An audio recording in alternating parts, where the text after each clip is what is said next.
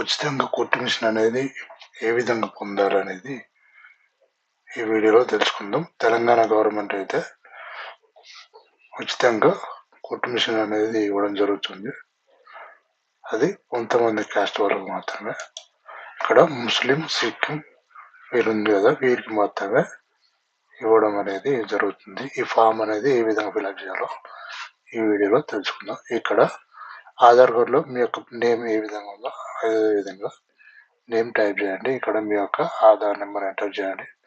తర్వాత మీ యొక్క ration card number కూడా ఎంటర్ చేసి మీ యొక్క ఏరియా రూరల్ లేదా అర్బన్ మీద క్లిక్ చేయండి. మీది ఏదైతే అది ఇక్కడ సెలెక్ట్ చేసుకోండి. ఇక్కడ ఫాదర్ నేమ్ లేదా హస్బెండ్ నేమ్ అనేది ఎంటర్ చేసి ఇక్కడ మీ సేవ ఇన్కమ్ సర్టిఫికేట్ కూడా సబ్మిట్ చేయాల్సి ఉంటుంది. ఇక్కడ డేట్ ఆఫ్ బర్త్ ఎంటర్ చేయండి. ఇక మీ యొక్క జెండర్ అయితే ఫీమేల్ కాబట్టి ఫీమేల్ సెలెక్ట్ చేసుకోండి. ఇక్కడ ఇన్కమ్, ఇక్కడ మీరు ఇన్కమ్ సర్టిఫికేట్ సబ్మిట్ చేశారు కాబట్టి పల్లెటూరు వాళ్ళకైతే 1,50,000, సిటీ వారికి అయితే 2,50,000 మించకుండా ఉండాలి. ఒకవేళ మీరు ఇన్కమ్ సర్టిఫికేట్ కనుక ఉంటే దాన్ని కూడా సబ్మిట్ చేయాల్సి ఉంటుంది. ఇక్కడ కేటగిరీ సెలెక్ట్ చేసుకోండి. మీ కేటగిరీ ఏదో సెలెక్ట్ చేసుకున్నాక మీ యొక్క మొబైల్ నెంబరు మరి ఇంకొక మొబైల్ మీ ఫ్యామిలీ ఎవరైనా వారి యొక్క మొబైల్ నెంబర్ కూడా ఇవ్వాల్సి ఉంటుంది. ఇక్కడ మీ యొక్క క్యాస్ట్ ఏంటి, ముస్లిం, సిక్కిం ఇవన్నీ కదా, ఈ 5 మీరు ఏదైతే అది సెలెక్ట్ చేసుకోండి.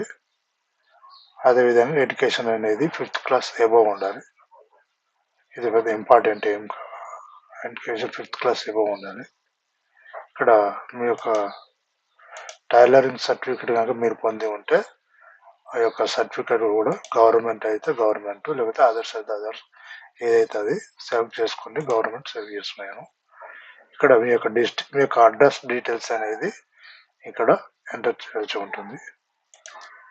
మీరు డిస్టిక్ ఏ డిస్టిక్ అయితే అది ఇక్కడ తెలంగాణలోని మొత్తం డిస్టిక్స్ అయితే ఉన్నాయి కాబట్టి మీరు అయితే సెలెక్ట్ చేసుకోండి. ఇక్కడ ఈ విధంగా మీ యొక్క మండల్,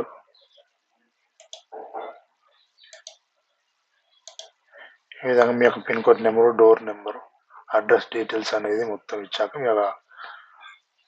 ఇక్కడ మీరు అప్లికేషన్ మీ యొక్క ఫోటో అయితే అప్డేట్ చేయాల్సి ఉంది. ఇక్కడ 50 KB ఉంది కదా, 50 KB ఏవో నుంచి ఇప్పుడు అయితే అప్డేట్ చేయాల్సి ఉంటుంది. ఇక్కడ క్యాస్ట్ ఇన్కమ్ సర్టిఫికేట్ ఉంటే అది కూడా అప్డేట్ చేయండి.